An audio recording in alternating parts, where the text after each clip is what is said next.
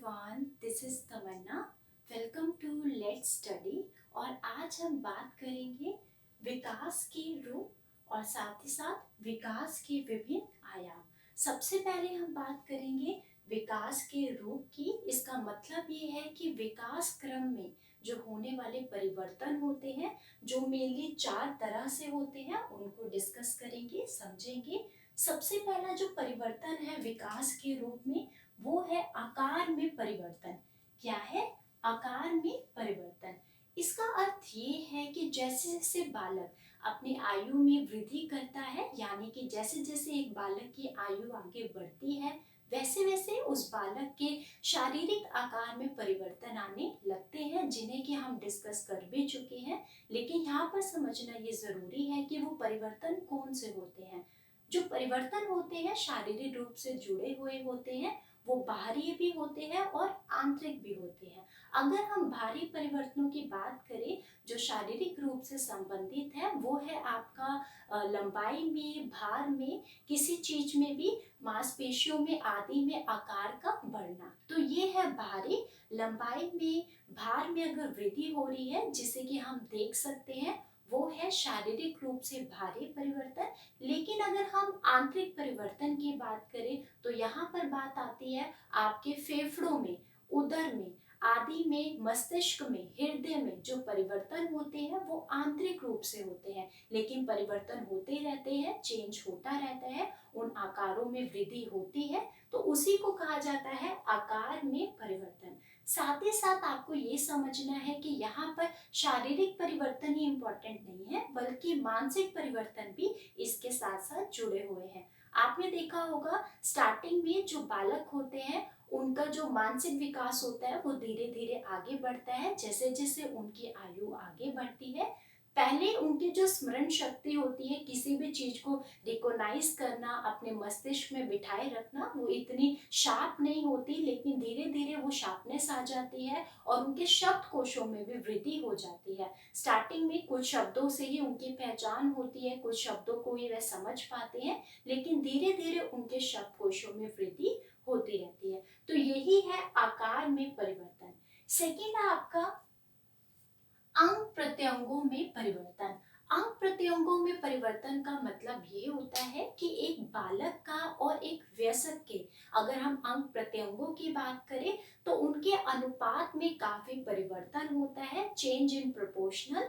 ये क्यों होता है? अगर आपने कभी देखा होगा कि बाल्य अवस्था में जो बालक के हाथ और पैर होते हैं वो उनके सिर के कंपैरिजन में छोटे होते हैं, और जो उनका सिर होता है, जो उनका मस्तिष्क होता है, वो बड़ा होता है। लेकिन जैसे जैसे बालक बाल्य अवस्था से किशोर अवस्था में पहुंचता है, तो जिस तरह का उनका पोस्चर होता है, जो उनके हाथ पैर की जो वृद्धि हो रखी होती है, विकास होता है, वो सेम वयस्क के ही समान होता है। तो ये होता है शारीरिक परिवर्तन। और अगर हम बात करते हैं मानसिक परिवर्तन की, तो आपने देखा होगा कि बाल्य अवस्था में जो बालक होते हैं वो कल्पना शक्ति का विकास होता है, उनमें काफी चीजों की कल्पना करते हैं, इमेजिनेशन करते हैं कि काश ऐसा होता या काश वैसा होता। लेकिन जैसे जैसे वो शेषावस्था में आते हैं, ये कल्पना जो उनकी शक्ति थी या कल्पना का जो विकास था, वो पूरी तरह से वास्तविकता में बदल जाता है, यानी कि उनको जो रियलिटी है उनकी समझ होती है। तो आपने ये भी देखा। एक उदाहरण मैं आपको और बताना चाहती हूँ कि शेषावस्था में जैसे बालक स्वयं पर केंद्रित नहीं होते, स्वयं पे केंद्रित होते हैं, हर चीज को अपने से देखकर रिलेटेड सोचते हैं। अगर कोई खाने की चीज होगी तो वो सोचते हैं ये मुझे ही मिलनी चाहिए, अगर कोई टॉय होगा तो वो भी सोचते हैं कि किसी और बच्चे को ना मिले, भाई बहन को ना मिले, ये मुझे ही मिलने चाहिए। लेकिन जैसे जैसे उनकी आयु बढ़ती रहती है, वैसे उनमें शेयरिंग की जो कौशल कह सकते हैं, स्किल्स होते हैं, वो डेवलप होते हैं। साथ ही साथ वो अपने वातावरण में, आसपास में भी रुचि दिखाने लगते हैं। तो यही है आपके अंग प्रत्यंगों में जो परिवर्तन होता है। थर्ड है आपका कुछ चिन्हों का लोप। जब इस तरह से आकार में परिवर्तन, अंग प्रत्यंगों में परिवर्तन हो रहा है, तो कुछ चिन्हों का लोप भी होता है। और कौन से वो चिन्ह होते हैं? अगर मैं एग्जांपल्स में आपको बताऊं, आपने देखा होगा कि बच्चों के दांत होते हैं वो अस्थायी रूप से होते हैं, तो वो अस्थायी दांत एक समय पे जाकर पूरी तरह से टूट जाते हैं। बालों की बात करें वो भी थोड़े झड़ जाते हैं, जो उनके स्टार्टिंग एज के बाल होते हैं वो। और अगर हम उच्चारण की बात करें तो उनकी जो ध्वनियाँ होती है वो पूरी तरह से अस्पष्ट होती है।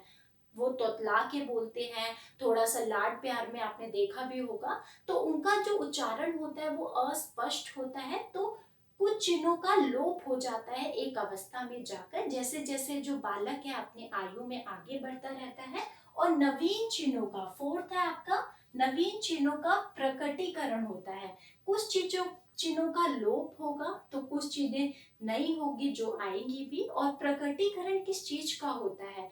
अस्थायी जो दांत टूट चुके हैं उसके स्थान पर स्थायी दांत आ जाते हैं, आपने ये भी देखा है। और जो शेषावस्था में जो बालक क्रियाएं करता है, जैसे कि लुढ़कना या पैरों के बल चलना, खिसकना, इन सबको पूरी तरह से वो त्याग देता है। अब वो उठने लगता है, भागने लगता है, दौड़ने लगता है। तो इस तरह से उनकी काफी जो चीजें होती है वो पीछे छूट जाती है। और सबसे महत्वपूर्ण ये कि जो उनका अस्पष्ट उच्चारण होता है वो पूरी तरह से स्पष्टता में बदल जाता है। अब हर चीज का जो प्रोनाउंसिएशन है वो सही प्रकार से कर पाते हैं। तो वही है नवीन चिन्हों का प्रकटीकरण। तो यहाँ हमने बात की है विकास के रूप की। और अब मैं आपको बताना चाहती हूँ विकास के विभिन्न आयाम। वैसे मेरे विकास के बहुत सारे आयाम हैं, लेकिन अगर हम अध्ययन की दृष्टि से देखते हैं तो ये जो 6 आयाम है ये काफी इंपॉर्टेंट है। तो इनको डिस्कस करते हैं। सबसे पहले है आपका शारीरिक विकास, यानी कि फिजिकल डेवलपमेंट। शारीरिक विकास से यही तात्पर्य होता है कि जो बालक के शरीर से जुड़े हुए जो भी अंग होते हैं उनमें जो परिवर्तन आता है, जो विकास होता है, चाहे हम भार की बात करें, लंबाई की बात करें, चौड़ाई की बात करें, इनमें के आकार में जो परिवर्तन आता है उसी को ही शारीरिक विकास कहा जाता है। जैसे अभी मैंने आपको बताया था कि कुछ परिवर्तन जो होते हैं वो आंतरिक भी होते हैं, लेकिन वो हमें दिखाई नहीं देते।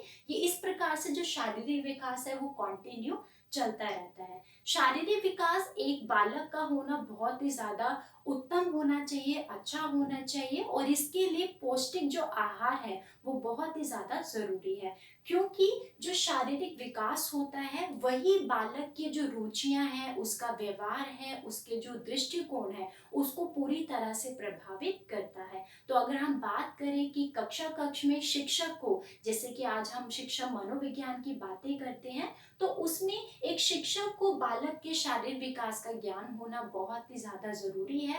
अगर कोई भी बालक शारीरिक रूप से किसी भी चीज को कर पाने में असमर्थ है या वो नहीं कर पाता, तो इससे क्या होता, कक्ष में बहुत सारी समस्याएं होगी जो कि उत्पन्न होगी। इसीलिए आज एक एज अ शिक्षक को भी एक बच्चे के शारीरिक विकास को समझना बहुत ही ज्यादा जरूरी है, क्योंकि शारीरिक विकास अन्य जो विकास है उसके आयामों को पूरी तरह से प्रभावित करता है। अगर हम बात करते हैं मानसिक विकास की, तो मानसिक विकास का अर्थ यही होता है मेंटल डेवलपमेंट, या जिसको हम कॉग्निटिव डेवलपमेंट भी कहते हैं।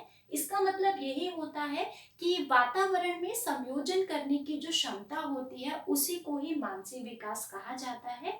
इसे आप कल्पना शक्ति, विचार, निर्णय, समस्या का समाधान, स्मरण शक्ति, किसी भी चीज को स्थायित्व कर लेना, ये सभी चीजें हैं जो मानसिक विकास को पूरी तरह से संबोधित करती है। और एक बालक का मानसिक स्वास्थ्य अच्छा होना बहुत ज्यादा जरूरी है।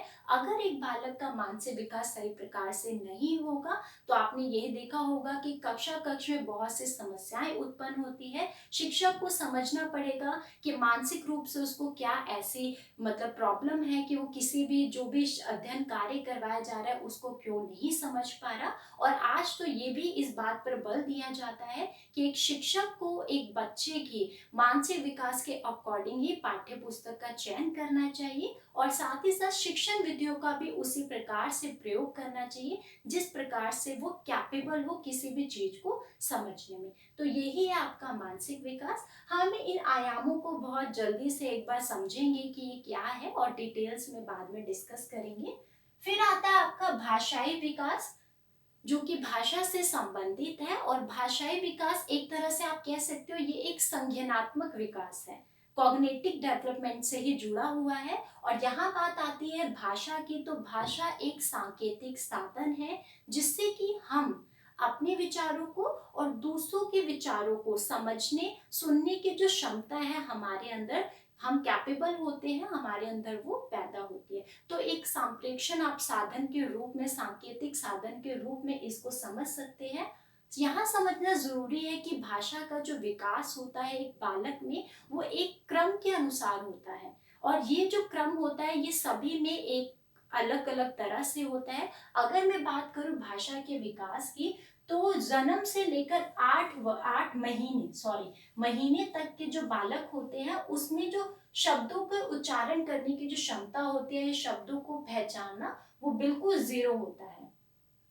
जब बालक 9 से 12 महीने का होता है तब वह अपने आसपास आदि से सिर्फ 1 या 2 शब्दों को ही सीख पाता है, या आप इसको 3-4 भी समझ सकते हैं, यानी कि 3-4 शब्द से ज्यादा वह नहीं समझ पाता। लेकिन जैसे ही वह 1.5 साल का होता है तब बालक 10 से 12 शब्दों को समझने लगता है, उसको सीखने लगता है, क्योंकि उन चीजों को वो अपने वातावरण में सुनता है और आत्मसात करता है।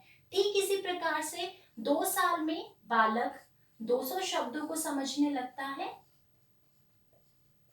और ठीक 3 साल में वह 1000 शब्दों को समझने लगता है।